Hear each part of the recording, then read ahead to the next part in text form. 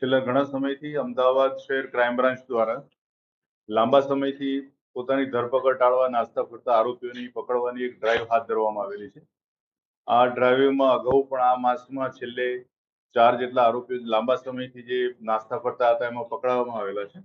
એ પૈકી હાલ 1983 થી 2008 સુધીમાં ચેન સ્નેચિંગના લગભગ 50 થી વધુ ગુનાઓને અંજામ આપનાર આરોપી જે છેલ્લા 35 વર્ષથી પોતાની ધરપકડ ટાળવા નાસ્તો કરતો હતો એ આરોપીને પકડવામાં આવેલો છે.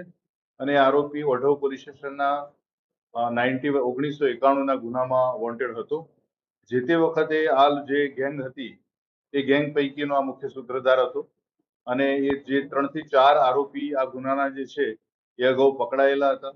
અને આ આરોપી સતત પોતાની ધરપકડ ટાળવામાં સફળ રહેલો હતો. એ આરોપી જે છે અશોક ઉર્ફે ડાયાભાઈ કમાભાઈ ઠાકોર અને ગંગારામની ચાલી વસ્ત્રાલ ખાતે રહેતો હતો. હાલ જે પકડવામાં આવેલો આરોપી જે છે એ મૂળ સુરેન્દ્રનગર જિલ્લાનો છે અને વસ્ત્રાલ ખાતે રહે છે. અને એનું જે કાર્યક્ષેત્ર રહેલું છે અમદાવાદ શહેરના લગભગ ઓલમોસ્ટ ઘણા બધા પોલીસ સ્ટેશનમાં એણે 50 થી વધુ ચેન સ્નેચિંગના ગુનાઓને અંજામ આપેલો હતો. આ આરોપીના જેમ લાંબા સમયથી જેટલા આરોપી ધરપકડ ટાળવા નાસ્તા ફરે છે એના જે અમારા લક્ષ્યાંક હતા એ લક્ષ્યાંક પૈકીનો આરોપી હતો અને એને ક્રાઇમ બ્રાન્ચ દ્વારા અટક કરવામાં આવેલો છે. અને હાલ આ આરોપીને વઢવ પોલીસ સ્ટેશન ખાતે સોંપવામાં આવનાર છે. આરોપી જે છે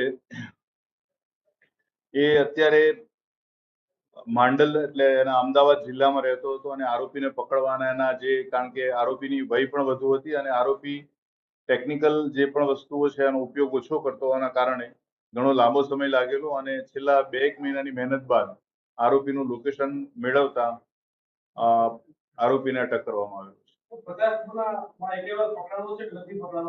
અગાઉ જે ગુનાઓ જે છે એમાં એ 50 ગુનામાં પકડાયેલો હતો. 2 ગુનામાં એને પકડવાનું બાકી છે, જેમાં એક વઢવ પોલીસ સ્ટેશનનો છે અને ગાંધીનગરના કલોલ તાલુકાનો પોલીસ સ્ટેશનનો ગુનો છે. આરોપી ક્યાંથી પકડાયો છે? આરોપી જ્યાંથી પકડાયો છે ત્યાં શું કરતો હતો? આરોપી કોઈ પણ એક સ્થળે કાયમી રોકાતો નહોતો. ગુનાને અંજામ આપ્યા બાદ એ તરત જ દાખલા તરીકે અમદાવાદમાં એના જે પણ ગુના આચરેલા છે તો એની એમો જોતા એ ગુનો આચર્યા પછી થોડા સમય માટે જગ્યા છોડી દેતો હતો.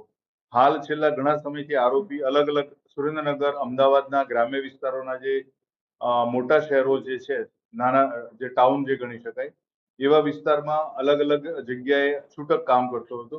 કોઈ જગ્યાએ 15 દિવસ કામ કરે પછી જગ્યા છોડી દે, પછી બીજી જગ્યાએ જાય, એ રીતે સતત એનું મોબિલિટી દેખાઈ આવેલી છે. ગુજરાત બહારના ગુનાઓ નથી કરેલા એને.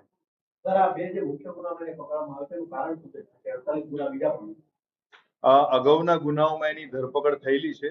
આ 2 ગુનાઓમાં એ લાંબા સમયથી પોતાની ધરપકડ ટાળવા નાસ્તો કરતો હતો.